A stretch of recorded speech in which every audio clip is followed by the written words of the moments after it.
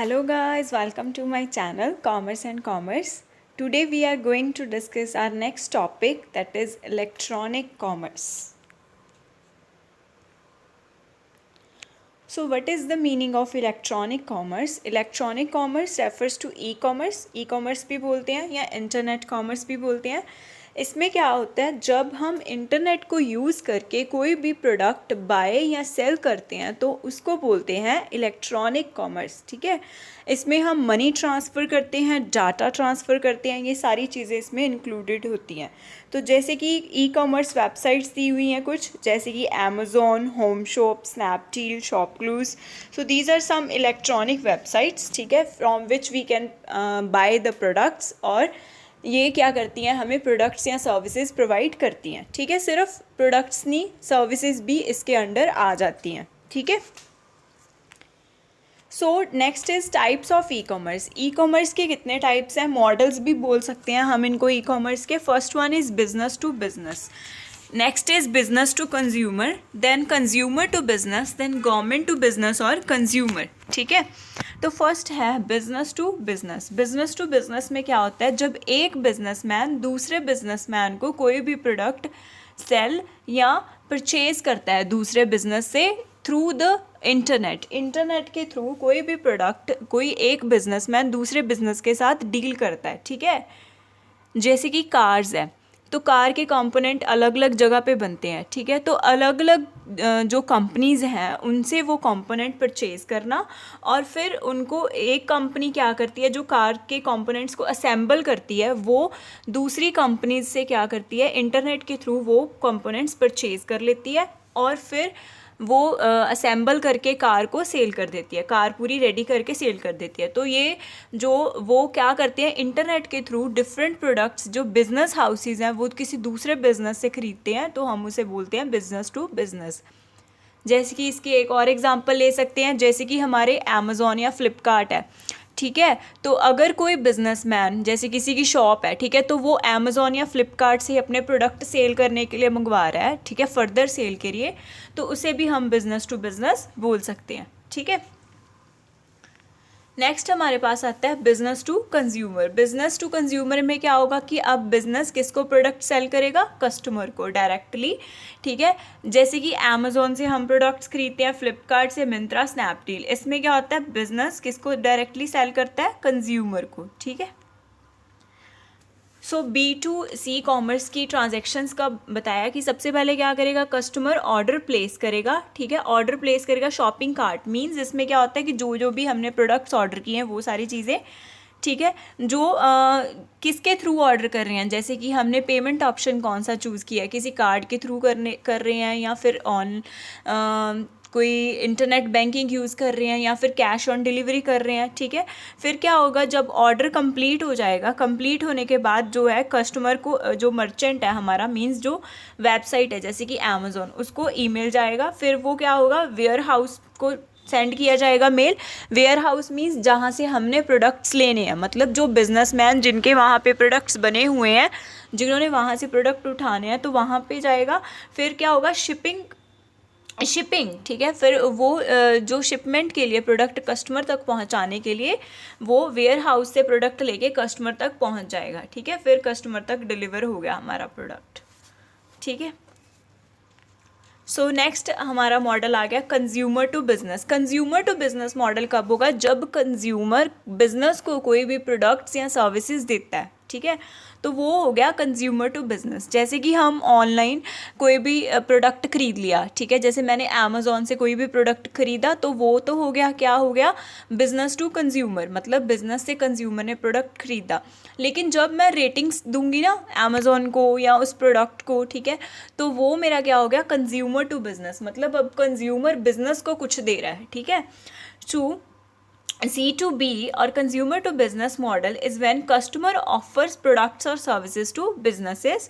ठीक है, इसकी एग्जांपल्स हैं कस्टमर रिव्यूज़. ठीक है, रिव्यूज़ देने अपने, फोकस ग्रुप्स में participation, sharing as an influencer, मतलब कि अपने ओपिनियंस शेयर करना, ठीक है, लोगों को बताना कि ये वेबसाइट्स, जैसे कि कई जो यूट्यूबर्स हैं वो क्या करते हैं, हमें शेयर करते हैं हमारे साथ कि ये वाले जो कंपनी है ये बेस्ट है, अगर आपने ब्यूटी प्रोडक्ट्स लेने हैं तो इस कंपनी के ले सकते हो, ठीक है, अगर आपने फ़ोन लेना है तो इस तरह के अगर आपको फीचर्स चाहिए तो ये कंपनी के ले सकते हो। तो एज एन इन्फ्लुएंसर कुछ भी करते हैं तो ठीक है, वो हो गया customer to business.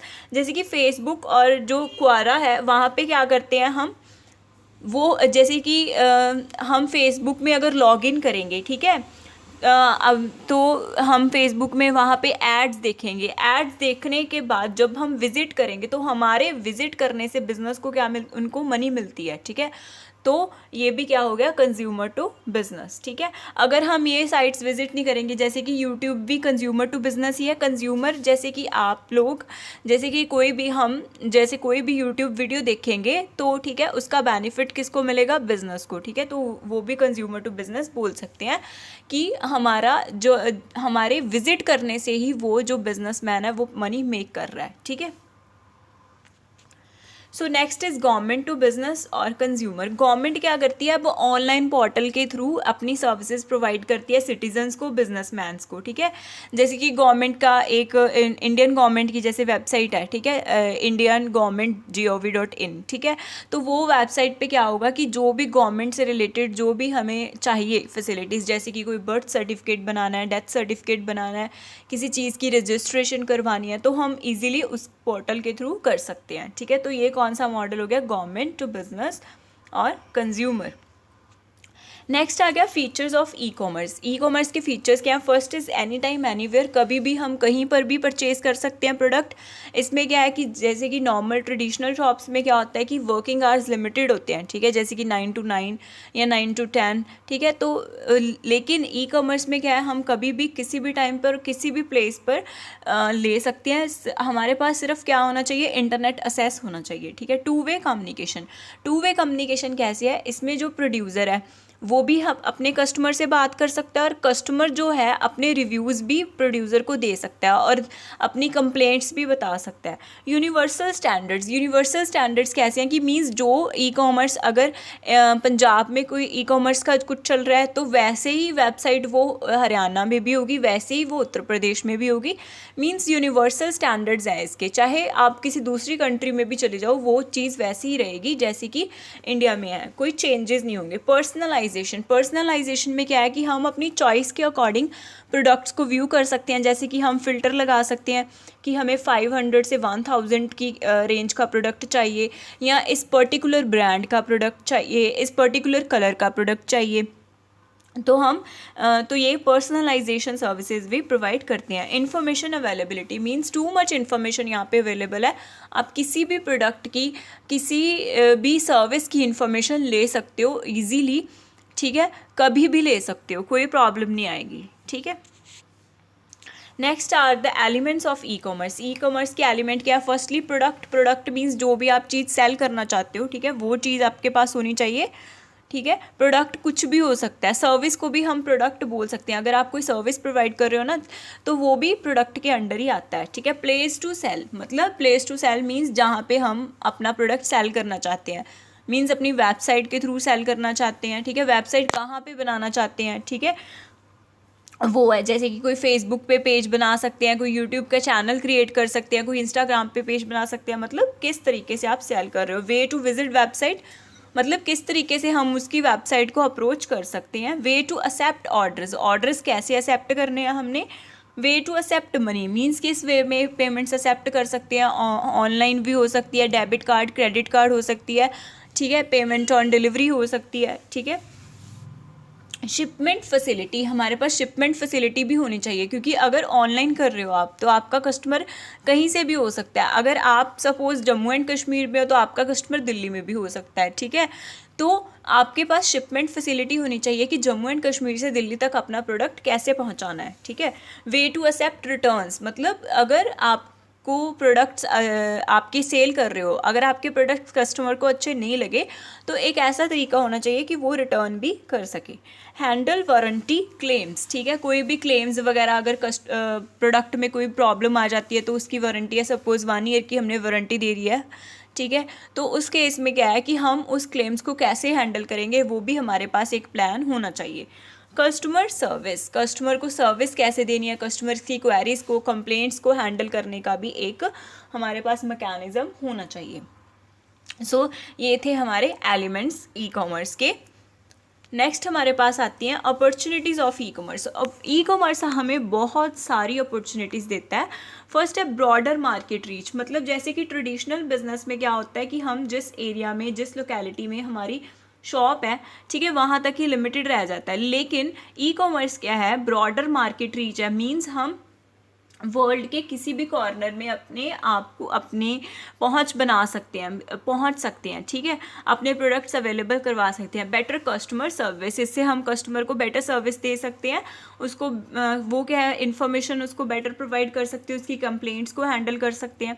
Increased profit, अगर आपका एरिया ज़्यादा हो गया, टाइमिंग आपकी इंक्रीज़ हो गई, कस्टमर इंक्रीज़ हो गए, तो प्रॉफिट भी ऑब्वियसली इंक्रीज़ हो ही जाएगा। इंस्टेंट कम्युनिकेशन, कम्युनिकेशन में कोई भी जो कस्टमर है वो इंस्टेंटली अपने मैसेजेस जो है, जो वो कंप्लेंट्स हैं, उसकी कोई क्वेरीज है, अगर वो कुछ अच्छा भी रिव्यू देना चाहता है तो वो भी इंस्टेंटली आपको दे सकता है। तो इंस्टेंट कम्युनिकेशन का फीचर है। आप भी अगर कोई भी इंफॉर्मेशन बिजनेस अपने कस्टमर को कोई भी देना चाहता है तो वो भी इंस्टेंटली दे सकता है। फोरकास्टिंग ऑफ कस्टमर नीड्स, हमें इससे ये पता चल जाता है कि कस्टमर की नीड्स क्या है, क्योंकि हम जो कस्टमर्स ऑर्डर करते हैं उसके अकॉर्डिंग, या फिर जो कस्टमर्स रिक्वायरमेंट डालते हैं कि ये प्रोडक्ट इस कलर में होना चाहिए था, या इसमें ये चीज़ होनी चाहिए थी, ये एडिशन होना चाहिए था, या ये फीचर नहीं होना चाहिए था, उससे हमें क्या पता चल जाता है कि कस्टमर की नीड क्या है, जिसको हम फोरकास्ट करके और भी नए प्रोडक्ट्स लॉन्च कर सकते हैं। Reduces the labour cost, labour cost reduce हो जाती है क्योंकि हमें लार्ज स्टॉक्स मेंटेन करके नहीं रखने पड़ते, ठीक है, जब कस्टमर का ऑर्डर आया तभी डिलीवरी करनी है, ठीक है, मतलब तो इसीलिए लेबर कॉस्ट भी काफ़ी हद तक रिड्यूस हो जाती है। इन्वेंट्री स्टॉक्स भी रिड्यूस हो जाते हैं, मींस यहाँ पे मोस्टली जो है क्या है, ऑन ऑर्डर पे किया जाता है काम, ठीक है, जब ऑर्डर आया तभी किएंगे, तब हमें इतना ज़्यादा स्टॉक रखने की ज़रूरत नहीं पड़ती, ठीक है, जो कस्टमर डिमांड करेगा उसके ऑर्डर के अकॉर्डिंग वो चीज़ बना के हम दे देंगे। नेक्स्ट है हमारे पास चैलेंजेस। चैलेंजेस क्या है, फर्स्ट है online identity. So first challenge है हमारा ऑनलाइन आइडेंटिटी, ठीक है, तो ऑनलाइन आइडेंटिटी वेरिफिकेशन, मतलब कस्टमर को हम वेरीफाई नहीं कर सकते कि कौन पर्सन ऑर्डर कर रहा है, ठीक है, हो सकता है कि नाम किसी और पर्सन का लिखा हो लेकिन ऑर्डर कोई और पर्सन कर रहा है, ठीक है, तो इसीलिए इसमें आईडी वेरिफिकेशन की बहुत ज़्यादा प्रॉब्लम आती है। नेक्स्ट चैलेंज है हमारा चॉइस ऑफ प्रोडक्ट, क्योंकि बहुत सारे प्रोडक्ट्स होते हैं, range of products is very wide, so it is very difficult to choose a single product, ठीक है, तो कई बार प्रॉब्लम ही क्रिएट हो जाती है कि सिंगल प्रोडक्ट हम चूज़ ही नहीं कर पाते। कई बार फेक प्रोडक्ट्स और फेक वेबसाइट्स भी होती हैं जिस पे हम ऑर्डर प्लेस कर देते हैं, पेमेंट कर देते हैं, लेकिन बाद में हमें पता चलता है कि वो वेबसाइट तो एग्जिस्ट ही नहीं करती थी, ठीक है। हैकिंग क्या होती है कि आप जैसे कि कार्ड के थ्रू पेमेंट कर रहे हो, ठीक है, तो जो आपका पर्सनल डाटा है, जो आपकी पर्सनल इन्फॉर्मेशन है वो हैक हो सकती है, ठीक है, तो उससे क्या, वो आपकी पर्सनल इन्फॉर्मेशन को लेके कोई उसका मिसयूज़ कर सकता है, जैसे कि आपकी कोई क्रेडिट कार्ड या डेबिट कार्ड की इन्फॉर्मेशन लेके तो आपके अकाउंट से कोई विदड्रॉ करवा सकता है, या कुछ भी मिसयूज़ हो सकता है। वायरस अटैक आने का बहुत चांसेस होते हैं, जिससे क्या होता है आपकी जो फाइल्स एंड डाटा है जो वो करप्ट हो जाता है और बहुत ज़्यादा लॉसेस होने के चांसेस होते हैं। स्लो इंटरनेट स्पीड, अगर आपका इंटरनेट कनेक्शन अच्छा नहीं है, इंटरनेट स्पीड स्लो है, तो आप ऑर्डर प्लेस नहीं कर सकते, इश्यूज़ आते हैं आपको ऑर्डर प्लेस करने में या किसी भी चीज़ में। पेमेंट इशू वही है कि कई बार हम डेबिट कार्ड या क्रेडिट कार्ड से पेमेंट करते हैं लेकिन वो पेमेंट फेलियर आ जाता है, हमारे अकाउंट से पेमेंट डिडक्ट होगी लेकिन कंपनी के पास वो पेमेंट नहीं पहुँची, या कई बार क्या है फेक वेबसाइट्स है, तो उस केस में क्या होगा कि हमने पेमेंट कर दी लेकिन हमें कोई प्रोडक्ट रिसीव नहीं हुआ, ठीक है। तो इस तरह के तरीके से बहुत सारे पेमेंट इशू आ जाते हैं। लैक ऑफ पर्सनल इंटरेक्शन, इसमें कोई भी पर्सनल इंटरेक्शन नहीं होती, जैसे कि फेस टू फेस, जैसे कि हम ट्रेडिशनल शॉप्स में जाते हैं उसमें face to face personal interaction होती है, ठीक है, शॉपकीपर की और कंज्यूमर की। लेकिन ई कॉमर्स की वेबसाइट्स में ऐसा कोई भी फीचर नहीं होता, पर्सनल जो है इंटरेक्शन मिसिंग होती है। Thank you. Please like, share and subscribe to my channel.